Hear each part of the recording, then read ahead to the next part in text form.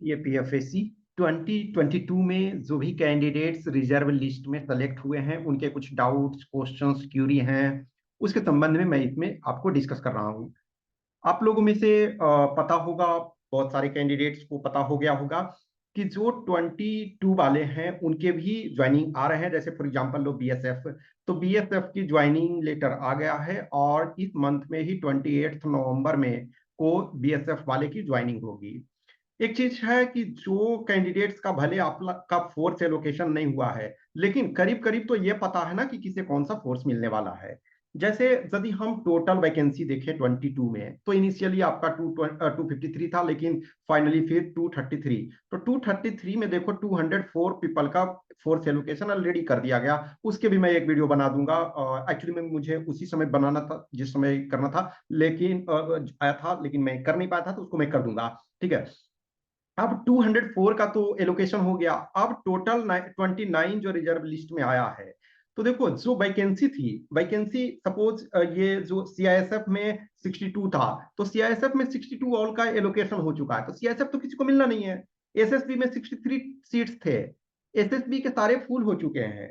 ITBP में आपके 13 total vacancy थे, 13 आपके फुल हो चुके हैं।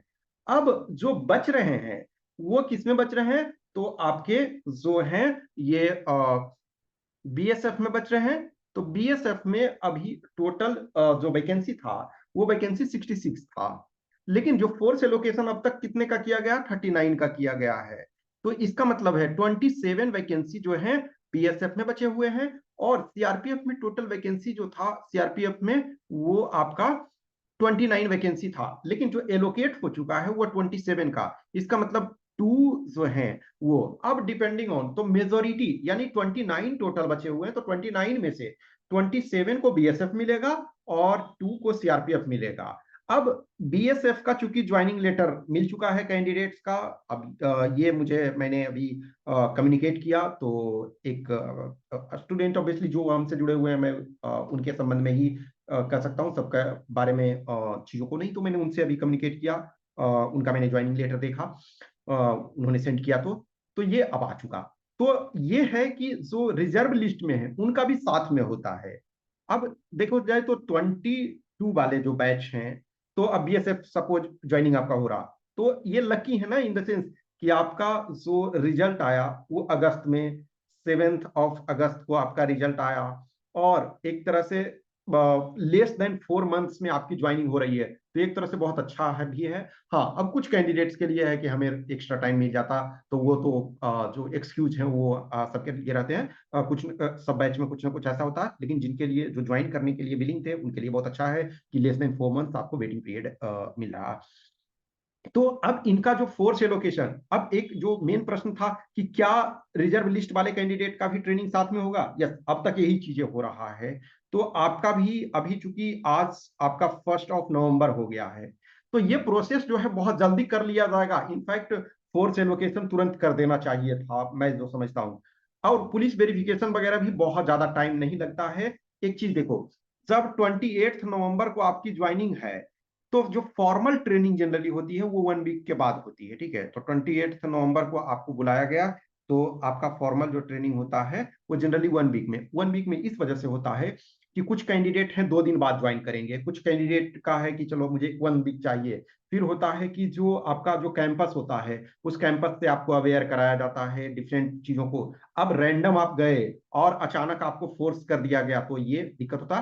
तो ये मान करके चलो कि मोस्ट प्रोबेबली अब किसी भी टाइम फोर्स एलोकेशन कर दिया जाएगा, और उसके बाद जो भी आपसे डॉक्यूमेंट्स वगैरह, जैसे कुछ डॉक्यूमेंट्स सेंड करेंगे आपको, उसको साइन करके आपको सेंड करना पड़ेगा, तो पुलिस वेरिफिकेशन वगैरह इन माय ओपिनियन ये हो जाना चाहिए। तो मेंटली आप लोग को तैयार रहो, बट अदरवाइज अब 100% एग्जैक्टली मैं कैसे कर सकता हूँ? जो इन्फॉर्मेशन जो चीजें हैं हमारे पास वो उसके आधार पे, तो मेंटली अब अलर्ट रहो कि हमारा हो सकता है किसी भी टाइम, उस चीज को ऑब्जर्व करते रहो, और जब मुझे पता चलेगा तो बेसिकली मैं एज ए वीडियो के फॉर्म में अपलोड कर दूंगा। लेकिन आप देखते रहो, तो ज्वाइनिंग आपका साथ होने की मोस्ट प्रोबेबली है। तो अपने अपने जो भी जैसे जिनका भी कुछ इंगेजमेंट है, जिनका भी कुछ ऐसे इश्यूज हैं, तो आप उसको सोल्व करने की कोशिश करो, उसको फिनिश करने की कोशिश करो।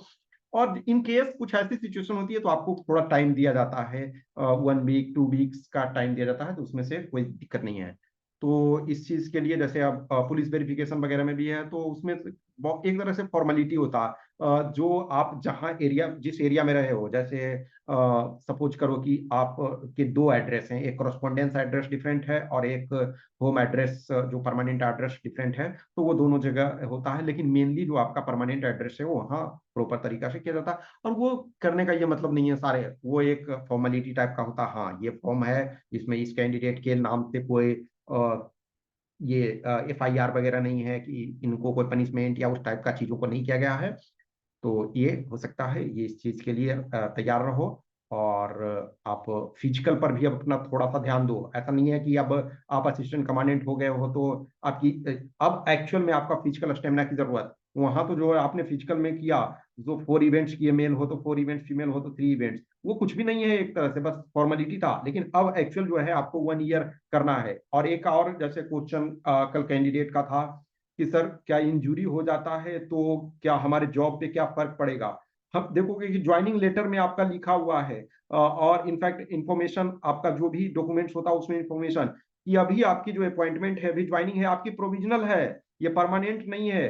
ट्रेनिंग के ड्यूरेशन में यदि किसी की इंजरी हो जाती है, कुछ ऐसा सिचुएशन हो जाता है, तो आप की जॉब का गारंटी नहीं है। इनफैक्ट कुछ जैसे कैंडिडेट की मेरी ज्वाइनिंग नहीं हुआ है, इंजरी हो गया है, तो क्या मैं ज्वाइन कर सकता हूँ। यदि माइनर सा इंजुरी है तो आप टाइम ले सकते हो। आप डॉक्टर ने आपको लिख दिया, आप उसको सेंड करोगे डॉक्यूमेंट की यस हमारे पास ये इंजुरी हो गया है, मुझे रेस्ट चाहिए, डॉक्टर ने बोला है 2 मंथ्स 3 मंथ्स।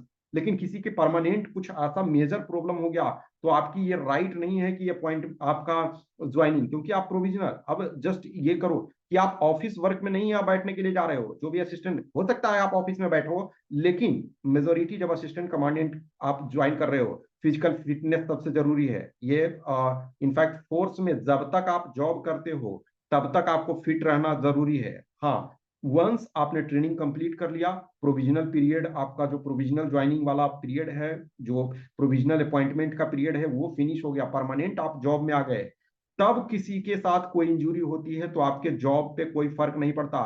लेकिन वहां भी आपका प्रमोशन पे फर्क पड़ता है। मैं जानता हूं, जैसे मैं CRPF में रह चुका हूं, तो कुछ ऑफिसर हैं सीनियर, फॉर्चुनेटली उनमें से एक को मैं मेरे से बहुत अच्छा टर्म्स एंड कंडीशंस, वो सर हर वो मायने में फिट हैं, लेकिन उनकी आई में थोड़ी सी काम करने में कोई प्रॉब्लम नहीं है, लेकिन डॉक्टर की नजर में थोड़ा सा प्रॉब्लम।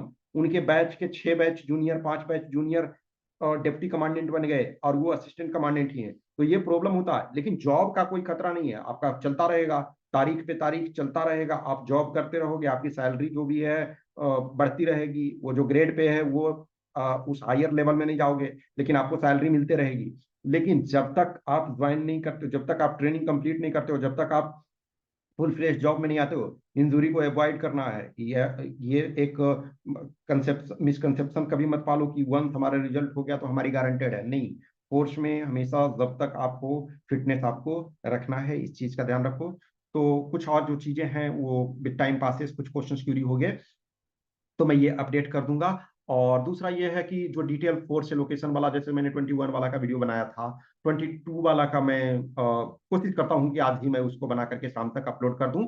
और कुछ भी क्वेश्चंस क्यूरी डाउट्स होता है तो आप मैसेज कर सकते हो।